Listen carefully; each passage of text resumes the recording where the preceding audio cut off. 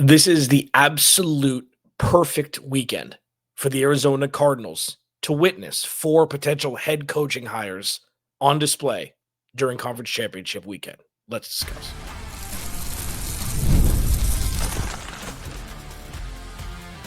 You are Locked On Cardinals, your daily Arizona Cardinals podcast.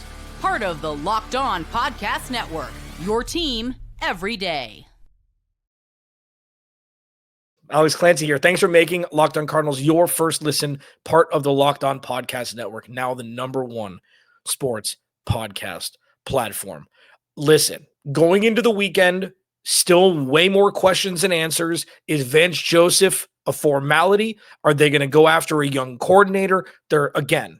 We have no idea what the hell is going to happen still.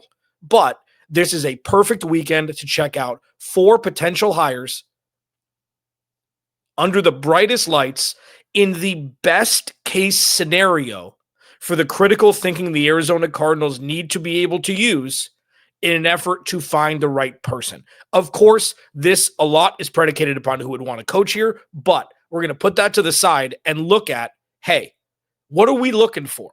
I'm giving you homework on a Friday for the weekend. I know that may give you PTSD. I don't care. It's worth it. It's worth it. I'll be the bad guy.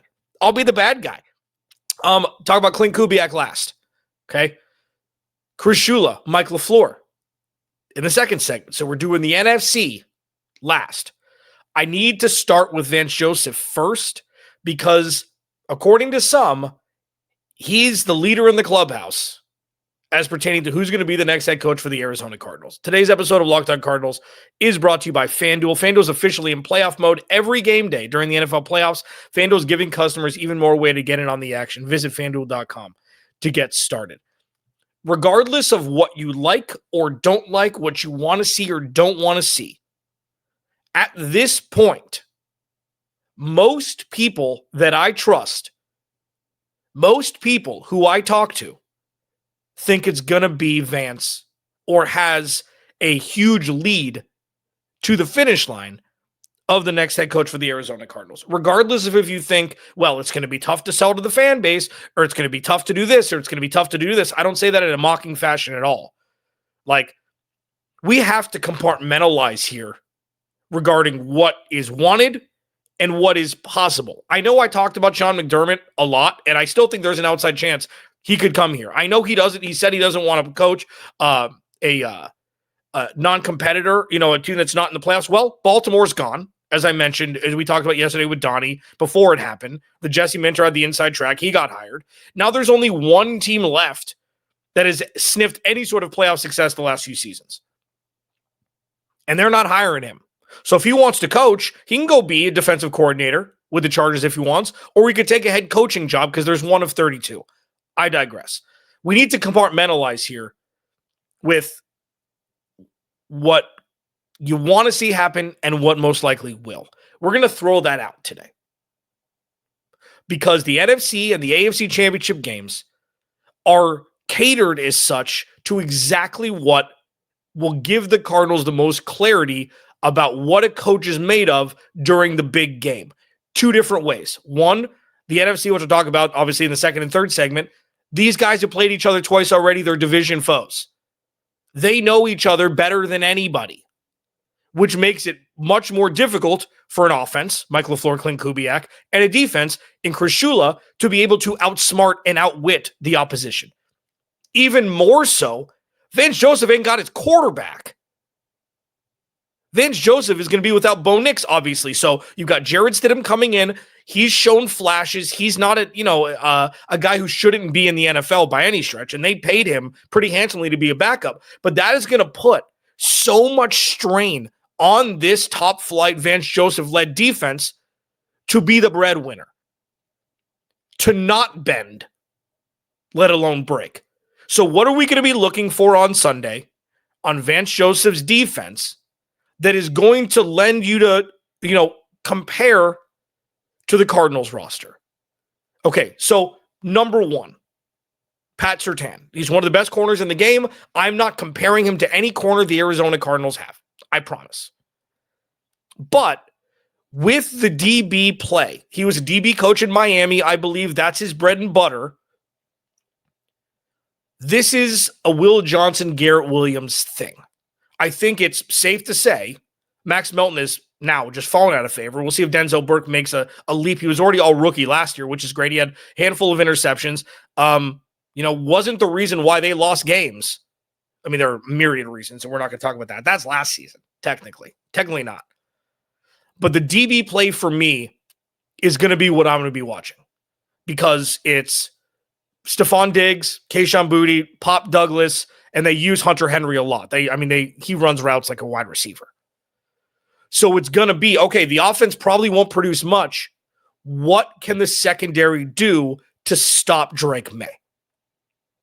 That's the big one for me. I know you could say, well, the pass rush, that's the most important thing. And they've got guys up front, you've got Zach Allen and Nick Bonito for the backer position. Like those are the guys that you should focus on because that's where the strength of a team should be if you want to win. And the DBs are, a close second. I'm looking at all secondary because the biggest question marks on this team, whether it be injury or otherwise, is in the secondary. In my opinion, it's close.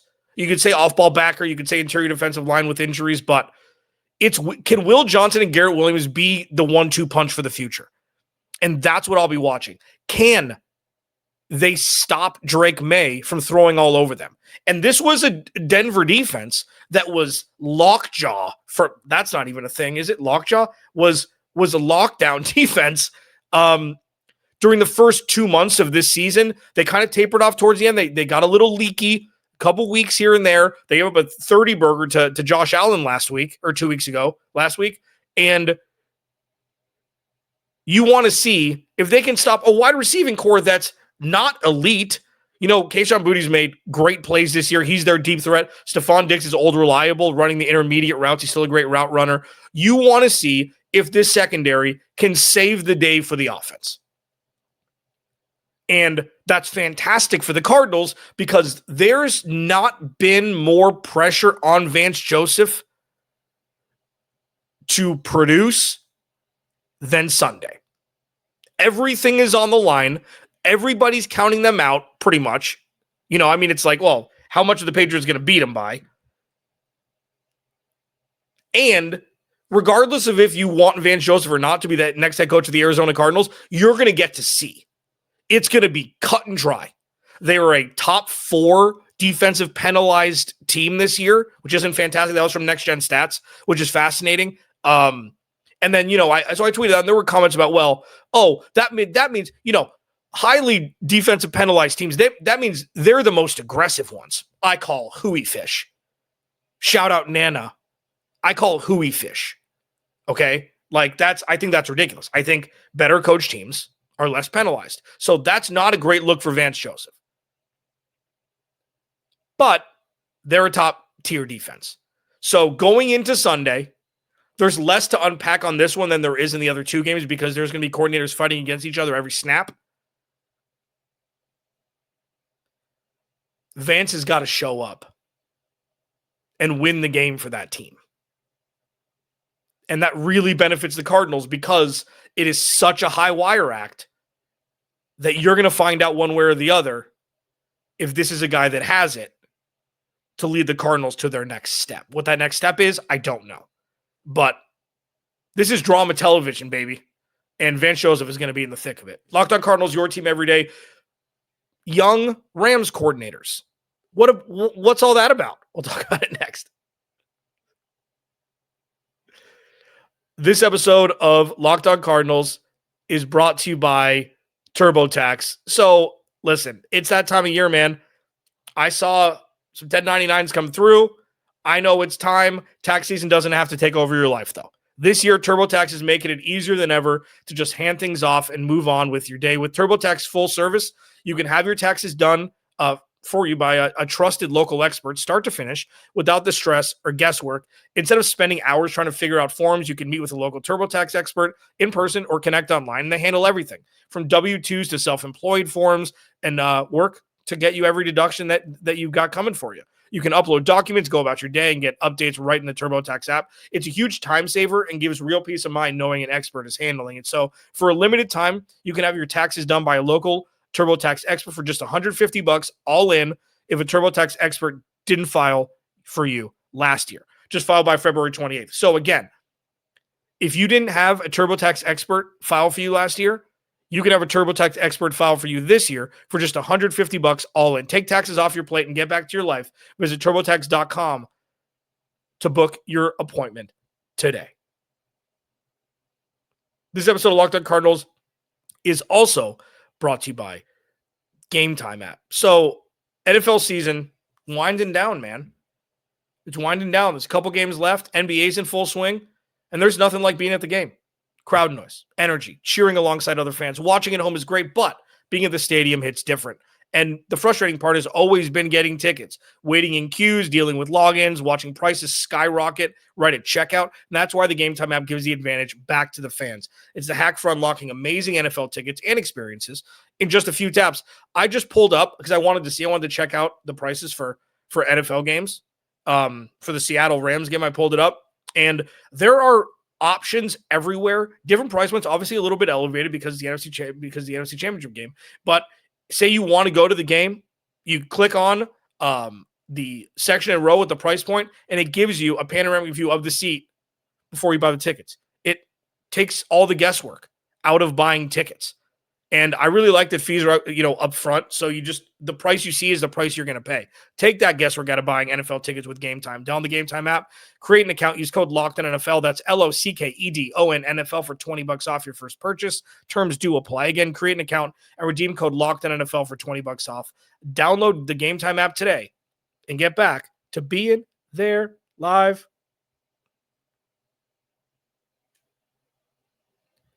Please go to the YouTube channel, search Locked On Arizona Cardinals, hit that subscribe button, man. Join the Everydayers Club, having some people start to trickle in.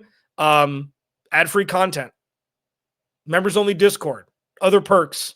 It's we're doing it big this year. Hopefully the Arizona Cardinals can do it big with their next hire. Let's pivot to the LA Rams. Chris Shula, defensive coordinator. Mike LaFleur, offensive coordinator.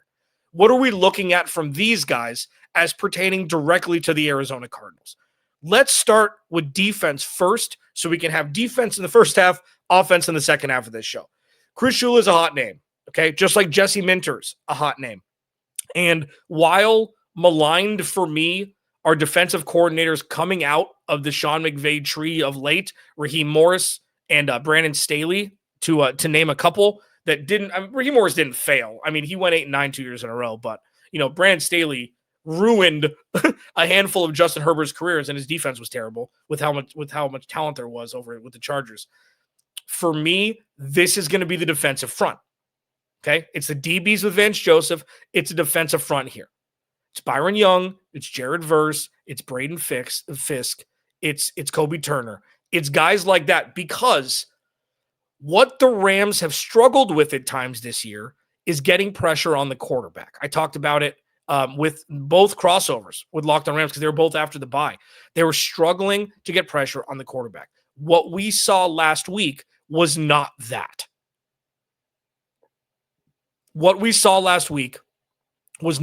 Sure, Caleb Williams is sneaky. Okay. What we saw last week was actual pressure, though, behind the line of scrimmage. They did give up a lot of points. Okay. I guess not that many, but they gave points. And when you look at the Cardinals' defensive front, Walter Nolan, Darius Robinson has been a disappointment. He was kind of like Zaven Collins. It's like you were kind of hoping you saw little flashes, little peaks, but much more valleys. Josh Sweat, Baron Browning, who kind of disappeared last year. Calais Campbell, hopefully he comes back. Dalvin Tomlinson in the interior. And then whoever they draft, like, this is what I'm going to be watching, because there's no world where the Cardinals' defensive front can be as inept pressure and sack-wise as they were during the second half of last season, regardless of injuries. And that may be the impetus for the Cardinals taking a pass rusher at 3 instead of an offensive lineman, which I think would be the right move. And this is obviously, it's obviously depending upon what they do in free agency. But listen, the Rams gave up 10 points to the Bears last week before that Hail Mary. I know it was cold, but that's the kind of stuff. Those are the kind of outputs that you want to see from the Arizona Cardinals defense next year. So if they're able to hold Seattle to under 20 points, that's a win. These have been really ugly games between these two teams this year so far. And they've had completely different, obviously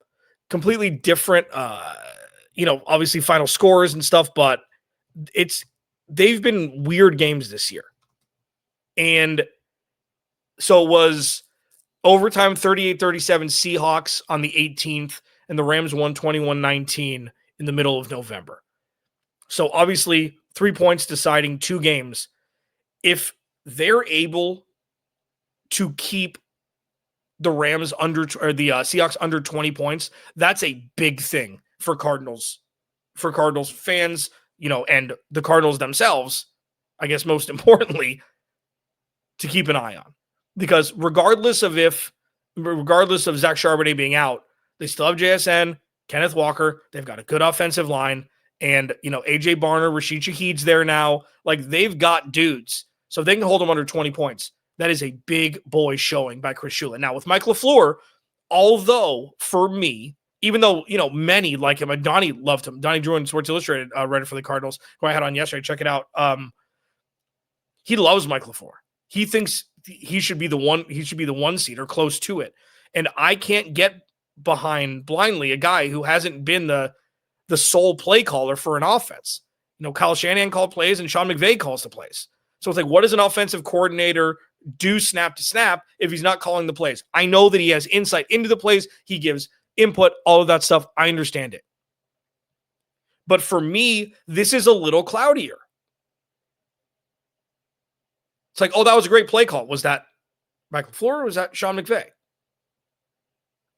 And that's not to say Mike LaFleur can't be a good play caller. This is what terrifies me more than anything about bringing in an offensive first-time head coach is not only have they not been a head coach before, and they're calling the plays on top of it, not everybody can do that. No, it's not like, oh, just because I'm an offensive-minded head coach, I have to call the plays. It's like, so the Mike LaFleur thing is a little bit muddier. It's a little bit more cloudy because I don't know where the praise pie or blame pie is going to go if their offense doesn't hum. I think for me, though, overall, so let's say Mike LaFleur, say even 50%, it's 50-50, okay? Just for simplicity purposes. It's the balance. It's the play call balance. For me, it's the weirdest thing. It's like Kyron Williams and Blake Corum are going to get so many touches, and Matthew Stafford still throws the ball so much. It's wild how many plays they get off in a game. And I think a lot of it has to do with them converting on third down or not getting to third down. Having long, sustained drives obviously helps when they're not going 3 and out all the time, which is going to be a tall task against this vaunted Seattle defense. But it's the balance. The Cardinals have lacked balance. It was the James Conner show and then everything else. The offense had no synchronicity. It was the pass game and the run game didn't talk to each other. There were divorcees. They just happened to be on the same offense. So the synchronicity and the identity that the Rams have on offense is what I will be continuing to watch. That's it. The run game and the pass game complement each other outside of just three runs in a row and then a play action. They're dropbacks and then a run and then dropbacks and then play action. Like, it's not just run-of-the-mill stuff. And it's wizard-like stuff. It is. And if they can score over 20 points against this Seahawks team, that's a bonus. If they get anywhere near 30, you may have changed my mind about Mike LaFleur. I'm just not so sure about it up until this point. Locked On Cardinals, your team every day. Klint Kubiak, this is probably the most hot-button name, the more out-of-reach guy you would think, replacing Robert Saleh in the out-of-reach guys who are still somewhat attainable. We'll talk about him because he's got a hell of a task ahead of him. Next, Locked On Cardinals, your team every day. This episode of Locked On Cardinals is brought to you by FanDuel. FanDuel is officially in playoff mode every game day. During the NFL playoffs, FanDuel is giving customers even more ways to get in on the action. Because right now, every NFL playoff game day, FanDuel users get a profit boost pack waiting for them inside the app. So each game day, you'll see a pack loaded with multiple profit boosts. You can apply to the bets you like most. All you do is open the profit boost pack first thing on game day and see what boosts you want to apply. The boost lets you lean into your game day instincts, whether you're backing momentum, defenses, quarterback, player, coaching. And the best part is the boost gives you more juice on the bets you already like instead of forcing you to bet something new. Every play feels bigger during the conference championship, which is rightfully so. And the boosts make bets feel that way too. You make your picks, then apply your profit boost to get an even bigger payout while the playoffs get rolling and continuing, and we're only 3 games away from the end of football season, sad. So visit FanDuel, an official sportsbook partner of the NFL, and grab your profit boost pack every NFL playoff game day. I got to cut out the singing at the end of live reads. Normally, I used to do that like once I don't know. I do it too much. I'll self-edit. Please go to the YouTube channel, search Locked On Arizona Cardinals. Hit that subscribe button. We've got the Cardinals squad show today at 4 o'clock Arizona time. Jamil Douglas, Ben Garcia, and myself are going to talk a lot of things, including probably a little, homage to this conversation as well. Klint Kubiak. One of the more polarizing guys. I know that he's the number one offensive-minded guy of the bunch who hasn't gotten a head coaching, or who hasn't been a head coach to be the next to get a head coach. Raiders make sense a little bit more than the Cardinals, I think, with where they are. First-time head coach, growing with the quarterback, things like that, a lot of money to spend, But what are we watching this weekend with Klint Kubiak? No Zach Charbonnet. This is what, the reason why I did this specific layout for the show is because Vance Joseph doesn't have Bo Nix and Klint Kubiak doesn't have Zach Charbonnet. We're going to see what they're made of. And I know Zach Charbonnet is not their best player. I know Zach Charbonnet may not be their best running back, but they were top 5 in rush attempts this year. I don't care if they had leads in many games. That is a choice. The Rams, the Lions, if they're up 20 points, they're still throwing the ball. So it is an offensive scheme thing with a little hint of them having leads and not, they just run the ball because they're winning. This is a scheme thing. Name another receiver on this team not named Jackson Smith and Jigba, and Rashid Shaheed came in way late. Torrey Horton, Jake Bobo, AJ Barner, tight end. Yeah, AJ Barner, I don't know if he was a Pro Bowler or he had votes. He's one of the best blocking tight ends in football. That's why. This offense is 1 wide receiver and 2 running backs. So for those that are jumping with Klint Kubiak, it's I know that it's not just numbers. You don't just look at pass attempts and rush attempts. I know maybe they didn't trust Sam Darnold outside of throwing deep balls and stuff like that, but it's a trend. So it's going to be fascinating to watch what they do with just Kenneth Walker and then a backup guy. Are they going to be throwing the ball more? How is Klint Kubiak going to adjust? Is Kenneth Walker going to get 30 touches? Because they average between 12 and 15 touches apiece. That's just running the ball. And Kenneth Walker will catch a ball or two, and Zach Charbonnet will catch a ball too. Adjustments for Klint Kubiak with balance and the identity that I talked about with Mike LaFleur in the last segment, that's already baked in. It's do it again against maybe the best defense in the NFL, truly. I know Houston's there. Seattle's got a really, really good defense. But this balance is removing one of the most important pieces of the puzzle. How is this offense going to look in a balanced way against this Rams defense? That's what I'm looking for most. How are you going to utilize Kenneth Walker? Because, hey, crazier things have happened. What if Kenneth Walker, who's a free agent, follows his offensive coordinator, Klint Kubiak, to the Arizona Cardinals in 2026? I'm not saying it's going to happen. I'm not saying anything. I'm not saying it should. But, can they do something else besides JSN? Or are they going to be able to get JSN Puka targets and Puka catches and have it be just that? If that's the case for survival mode with the team that you're on and stuff like that, that's great. And obviously survival mode. If they can get to the Super Bowl that way, great. That's what they've done all year. I know the offense hasn't looked as good of late, but that doesn't fit what the Cardinals need. The Cardinals have well more than Trey McBride. And Trey McBride isn't a wide receiver. #analysis. So it's a different scheme altogether. It's different altogether. So for me, I'm watching what the balance is. I'm watching if the Rams and Chris Shula take away the run game, which is what I would assume they do, and make Sam IC Ghost Darnold throw the ball all over the yard, I want to see how Klint Kubiak reacts. This is the trial by fire. Baptism by fire, whatever it is. This is Klint Kubiak with the biggest, brightest light on top of him saying, go. This is your audition. And I know that, like, say they fail, okay? Say they put up 10 points and they look bad and the Rams win. He's still going to get a head coaching job. But for me, above all the other coordinators, like Vance Joseph is going to, it's either going to be or it's not. Okay, the Cardinals are either going to hire him, they already know they're going to hire him, or it's still up in the air. Like Chris Shula, Michael LaFleur, they've still got stuff to prove. Like Klint Kubiak, he's went to the Saints, pretty good offense. They didn't retain him. He went to Seattle. They've got one of the best offenses in football, had definitely through, 13, 14 weeks. But I think this game matters more to him than any of the other three guys. Go do it.